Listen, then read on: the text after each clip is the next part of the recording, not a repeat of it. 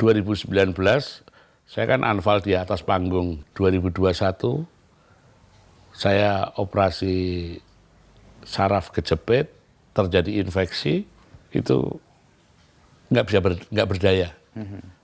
Itu saya udah bercanda dengan maut itu. Saya udah mengikhlaskan diri untuk mati kok itu. Kebenaran yang saya yakini, saya tidak merasa melakukan kesalahan, saya tidak merasa melanggar hukum.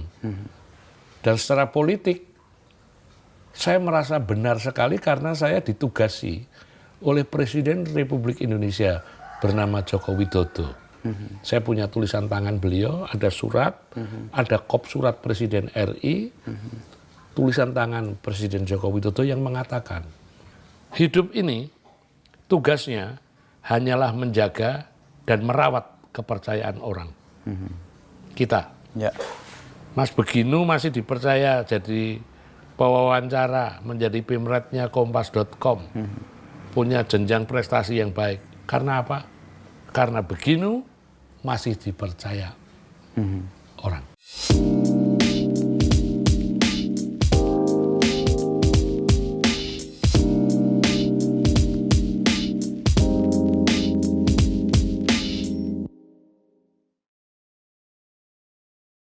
Ini pulang dari Eropa nih Mas, masih jet lag kayaknya. Liburan atau gimana Mas? Liburan, liburan berenam kami. Ibu, putu, ibu, bojoku, anakku telu tak gowo. Wedok kabeh, wedok kabeh. Mas, ke mana aja Mas? Jerman, Zurich, Austria, Praha, Holland. Satu kawasan ya? Iya. Keliling. Makanya masih jet lag nih kayaknya. Baru banget mendarat? Ya 2 hari yang lalu mendarat. Tadi bangun aja masih jam 8:30. Padahal bubuknya udah gasik karena mau acara itu. Baru kemudian kerasa bahwa ternyata jam biologisnya masih jam biologis Eropa. Oh iya, ini metabolismenya baru menyesuaikan. Tapi sudah jalan ke Arjok saya kemarin. Oh, sore, malam? Sehari sebelumnya ke Pasar Kangen. Oh iya, rame banget Pasar Kangen. Ya. Terus kemarin sore Arjok. Ya nanti saya gantian yang sore ke Arjok. Nyempetin ke Mas. Tapi sudah nonton toh? Udah, lihat. Kemarin pas acara sepedaan sekilas mampir, cuma nanti lebih intensif lah. Sore sekaligus. Saya baru lantai 1 aja, lantai 2, 3 belum. Harus diulang. Nah iya, mesti ke sana lagi satu-satu, pelan-pelan. Sampai September toh, iya. Masih panjang lah waktunya. Malah tadi malam ketemu Mas Slamet Raharjo, datang ke situ. Lagi syuting di Jogja toh. Janjian nggak? Nggak janjian. Kebetulan. Kue ini titet, aneh Arjok, kue ini wae. Akhirnya makan sama saya di Arjok. Ya. Terakhir kita ketemu pameran Mas Ted kan, yang di Galeri Nasional. Di Galeri Nas itu. Terus kita sebenarnya ngobrol, ayo ngobrol lagi. Dan pameran itu di luar dugaan rame banget ya. Rame. Saya senang karena itu anak-anak SMP, tugas sekolah, dan anak-anak SD Gambir datang tanya-tanya. Wah, punya harapan lah. Lihat anak-anak SD, SMP bisa membaca simbol-simbol itu. Senang. Sebenarnya apa yang mau Mas Butet sampaikan ya dengan karya itu? Ya saya pertama soal wirid. Wirid. Nulis itu ya. Wirid visual yang saya lakukan. Awalnya cuma itu aja. Tapi karena situasi sosial politik menerpa kehidupan bangsa ini seperti sekarang kita rasakan, kayaknya saya nggak mungkin diem gitu. Lalu muncul ide yang sangat cepat gitu, sehingga muncul tema milik Ngidong Lali. Ya. Lalu karyanya seperti itu. Ya jadi judul-judul lukisan akhirnya saya pertalikan dengan situasi kekinian itu supaya bunyi.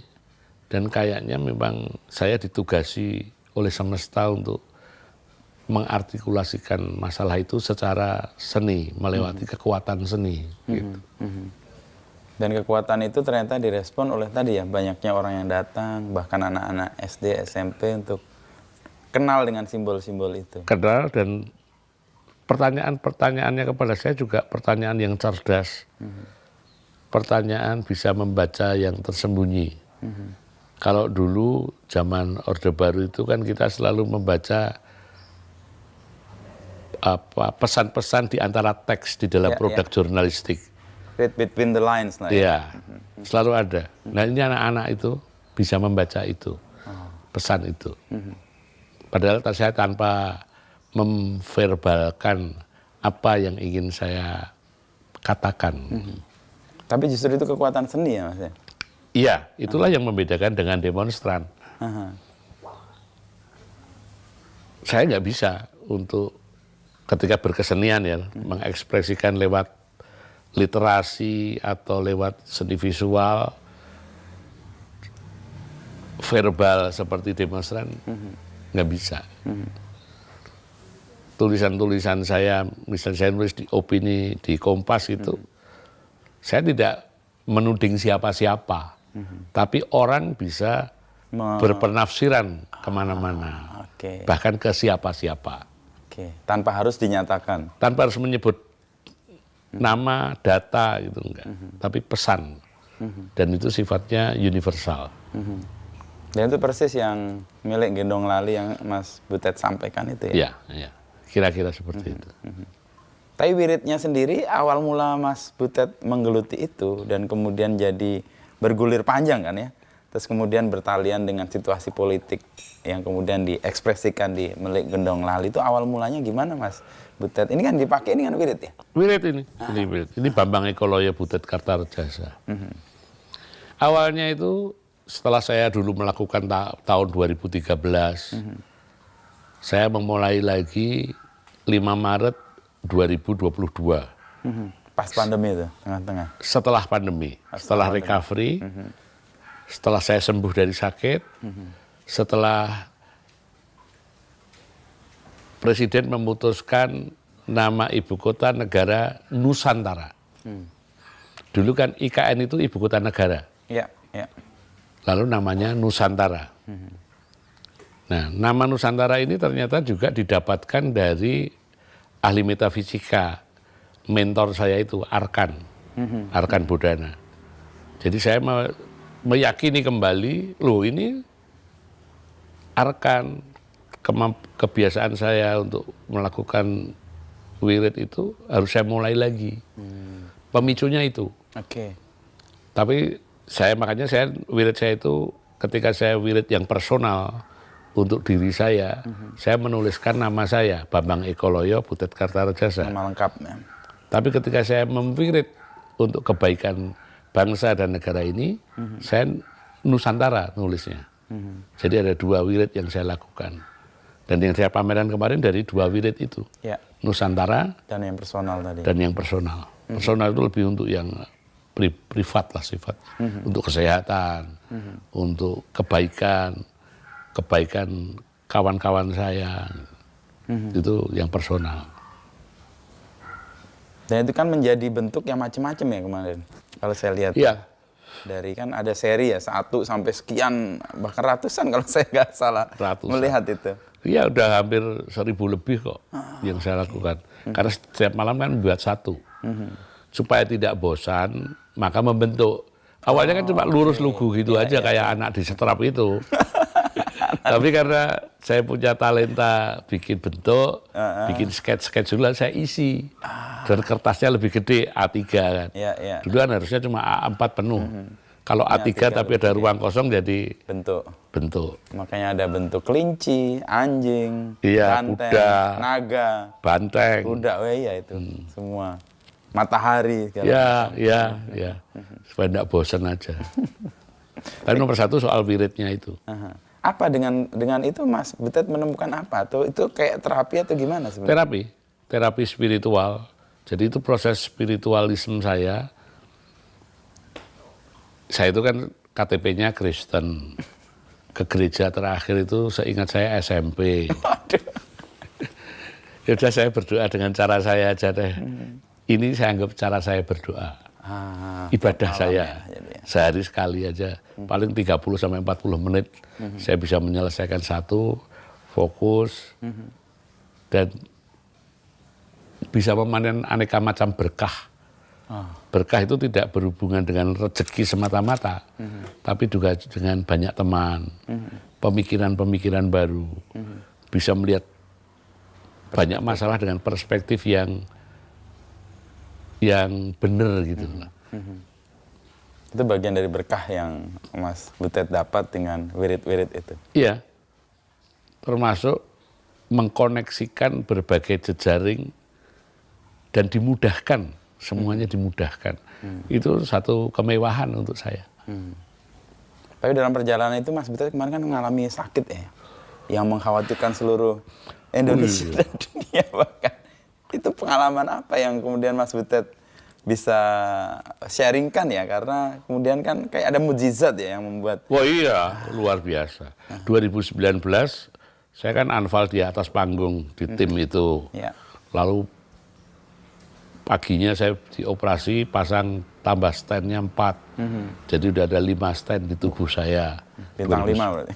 Bintang 5. 2019 itu. 2021 saya operasi saraf kejepit, terjadi infeksi, lalu dioperasi ulang, sehingga struktur saraf saya di pinggang ini berantakan dan itu sakitnya bukan main. 5 bulan saya lumpuh, itu nggak bisa berjalan. Mas begitu ke sini kan, itu nggak berdaya. Itu saya udah bercanda dengan maut itu. Saya udah mengikhlaskan diri untuk mati kok itu. Kawan-kawan datang ke sini, itulah yang memberikan energi kepada saya. Saya berjuang untuk tetap hidup. Dan pada tanggal 21 November 21 ketika saya ulang tahun, kawan-kawan datang, kawan-kawan bikin pameran lukisan, kawan-kawan menerbitkan buku. Urip mau mampir guyu itu. Tebal sekali itu. Ya, itu saya malam itu membaca prolog yang ditulis Agus Nur. Agus Nur. Ya. Saya membaca sepintas-sepintas. Paginya tanggal 22 November, saya yang semula untuk menyilangkan kaki ini aja nggak bisa. Bisa berdiri sendiri tanpa dibantu orang.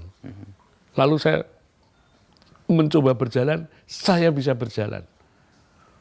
Itu bagi saya mukjizat. Saya diberi hidup. Ternyata mukjizat itu real, ada. Dan saya membuktikan.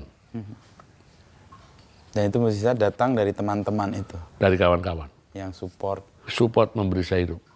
Waktu 5 bulan itu saya cuma duduk saja di sini. Saya minta anak saya untuk memanggil siapapun datang ke sini, menemani saya makan, dan bertanya apa saja. Asal bukan soal penyakit. Bertanya soal teater, sastra, seni rupa, tata kelola seni. Saya membagikan seluruh yang ada dalam pikiran saya. Supaya apa? Supaya saya tidak tidak edan.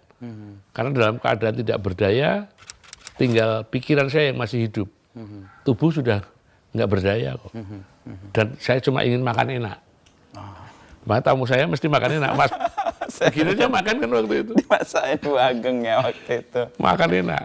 Kakap atau apa tuh ya, lupa ya. Kok aku kudu mangan enak, tur aku kudu ngoceh.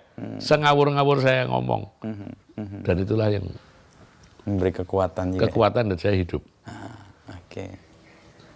Dan kesempatan untuk hidup dengan support dari teman-teman dan lingkungan itu. Iya. Membuat Mas Butet kan kemudian juga kayak punya tugas baru nih sekarang. Iya, saya kalau hari ini merenungkan, kenapa saya dikasih hidup? Ternyata saya diberi hidup untuk berkesempatan melihat situasi Indonesia hari ini. Situasi yang penuh absurditas,